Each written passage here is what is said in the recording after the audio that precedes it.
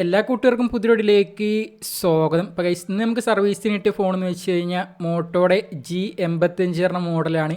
ഈ ഒരു ഫോണാണെങ്കിൽ കസ്റ്റമർ വണ്ടി ഓടിച്ചുകൊണ്ടിരിക്കുന്ന സമയത്ത് താഴെ വീണ് വേറെ ബൈക്ക് കാര്യങ്ങളൊക്കെ ഫോണിൻ്റെ മുകളിലൂടെ കയറിയിട്ടുണ്ട്.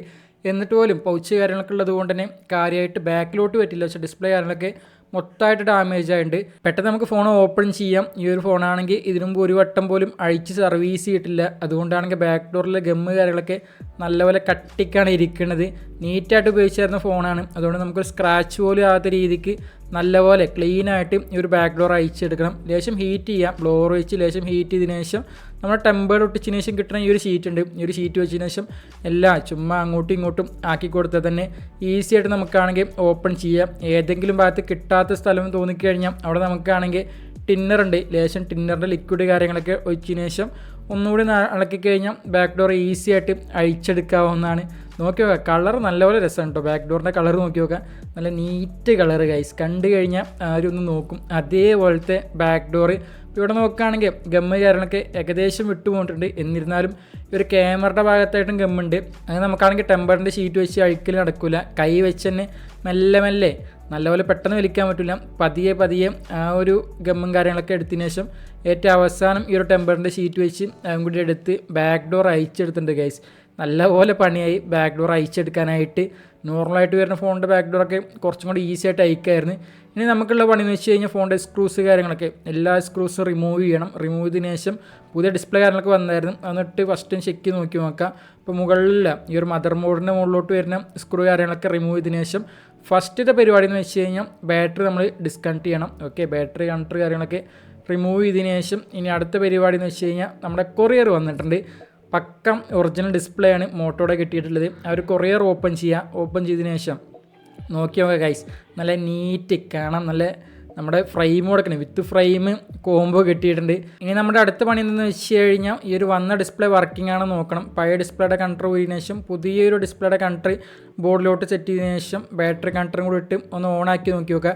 ഇങ്ങനെ തന്നെ ഓണാക്കി ഒന്ന് ചെക്ക് ചെയ്ത് കൺഫേം ചെയ്തതിനു ശേഷം നമുക്കാണെങ്കിൽ ബാക്കി കാര്യങ്ങൾ പാക്ക് ചെയ്യാം. അതായിരിക്കും സേഫ്. അതല്ലെങ്കിൽ എന്തെങ്കിലും ഡിസ്പ്ലേക്ക് മിസ്സിങ് ഉണ്ടെങ്കിൽ നമുക്ക് ഇരട്ടി പണിയാവും ഗൈസ്. ഇപ്പോൾ പുറത്തിലൂടെ തന്നെ ഇട്ട് ഓണാക്കിയ സമയത്ത് ഫോൺ കാര്യങ്ങളൊക്കെ ഓണായി വന്നിട്ടുണ്ട് ഗൈസ്.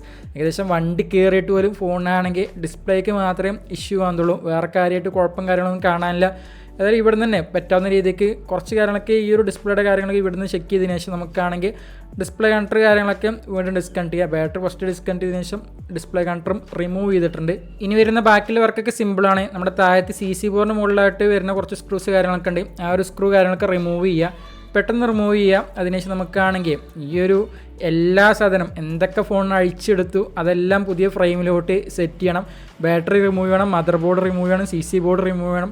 ഈ ഒരു പഴയ ഫ്രെയിമിലുള്ള എല്ലാ സാധനവും ഏകദേശം 3 നെറ്റ്വർക്കിൻ്റെ കേബിൾ കാര്യങ്ങളൊക്കെ ഉണ്ട്.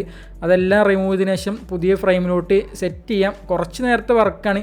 എല്ലാം ക്ലീനായിട്ട് നമ്മളാണെങ്കിൽ പുതിയ ഫ്രെയിമിലോട്ട് സെറ്റ് ചെയ്തതിനു ശേഷം വീണ്ടും ഒരു വട്ടം കൂടി ഓണാക്കി നോക്കിയിട്ടുണ്ട്. ഇടയ്ക്കിടയ്ക്ക് നമ്മളാണെങ്കിൽ ചെക്ക് ചെയ്ത് നോക്കണം എല്ലാം പക്കില്ലെന്ന്. കാരണം പാക്ക് ചെയ്തതിനു ശേഷം നോക്കിക്കഴിഞ്ഞാൽ പിന്നെ വീണ്ടും ഫോൺ അഴിച്ചെടുക്കണമെങ്കിൽ ലേശം ബുദ്ധിമുട്ടാവും. വീണ്ടും ഡിസ്പ്ലേ കാര്യങ്ങളൊക്കെ ചെക്ക് ചെയ്തതിനു ശേഷം നമ്മളാണെങ്കിൽ അഴിച്ചെടുത്ത താഴത്തെ ഒരു ഷീൽഡ് പോലത്തെ സാധനം കണ്ടില്ലേ, നമ്മുടെ CC ബോർഡിന് സപ്പോർട്ട് കൊടുക്കുന്ന സാധനം, അതുപോലെ തന്നെ മദർ ബോർഡിന് മുകളിലായിട്ട് വരുന്ന ഈ ഒരു ഷീൽഡിൻ്റെ പോലത്തെ സാധനം, ഇത് രണ്ട് നമ്മളാണെങ്കിൽ വീണ്ടും ഫ്രെയിമിലോട്ട് ഫിക്സ് ചെയ്തിട്ടുണ്ട്.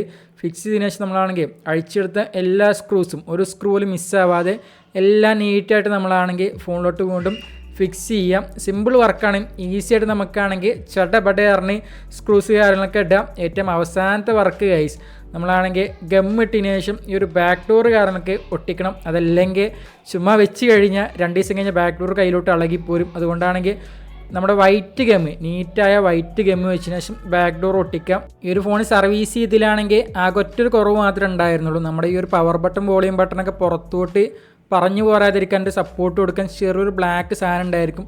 അതാണെങ്കിൽ പഴയ ഫ്രെയിമിൽ നിന്ന് എടുത്ത സമയത്ത് പൊടിഞ്ഞു പോയി. ഇപ്പോൾ ഞാനാണെങ്കിൽ അതിൻ്റെ പകരം തന്നെ ഗമ്മ് കാര്യങ്ങളൊക്കെ വെച്ച് പുറത്തോട്ട് വരാതിരിക്കാനായിട്ട് സെറ്റ് ചെയ്ത് വെച്ചിട്ടുണ്ട്. അത് വീഡിയോ റെക്കോർഡ് ചെയ്യാൻ മറന്ന്, അല്ലെങ്കിൽ അതും കൂടി കാണിച്ചു തരായിരുന്നു. ഏറ്റവും അവസാനം നമുക്കാണെങ്കിൽ പെട്ടെന്ന് നമുക്ക് റബ്ബർ ബാൻഡ് ഇട്ടതിന് ശേഷം ടൈറ്റ് ചെയ്യുക. അങ്ങനെ പെൻഡിങ്ങുള്ള വർക്ക് നമ്മുടെ സൈഡ് ഭാഗത്തോട്ടായിട്ട് ലേശം ഗമ്മ് കാര്യങ്ങളൊക്കെ വൈറ്റ് ഗമ്മ് കാര്യങ്ങളൊക്കെ തള്ളി വന്നിട്ടുണ്ടാകും. അത് നമ്മളാണെങ്കിൽ ടിന്നർ വെച്ച് ഒരു ക്ലോത്ത് കാര്യങ്ങളൊക്കെ എടുത്തതിന് ശേഷം നീറ്റായിട്ട് ക്ലീൻ ചെയ്യുക. പുറത്തോട്ട് ഗമ്മ് കാര്യങ്ങളൊക്കെ കാണാത്ത രീതിക്ക് എല്ലാം ക്ലീൻ ചെയ്ത് പക്കയായി കസ്റ്റമർ കൈ കൊടുക്കുക ഗൈസ്. ഏകദേശം 2 മണിക്കൂർ അല്ലെങ്കിൽ 3 മണിക്കൂറൊക്കെ കഴിഞ്ഞാൽ ഈ റബ്ബർ ബാൻഡ് എടുക്കുക. എല്ലാം സൈഡ് ഭാഗത്ത് എവിടെയും കാര്യങ്ങളൊക്കെ ഗ്യാപ്പ് വരാത്ത രീതിക്ക് ടൈറ്റ് ചെയ്ത് എല്ലാം സെറ്റ് ചെയ്ത് നീറ്റായി കസ്റ്റമർ കൈ കൊടുത്ത് കസ്റ്റമറും ഹാപ്പി ആയി ഗൈസ്.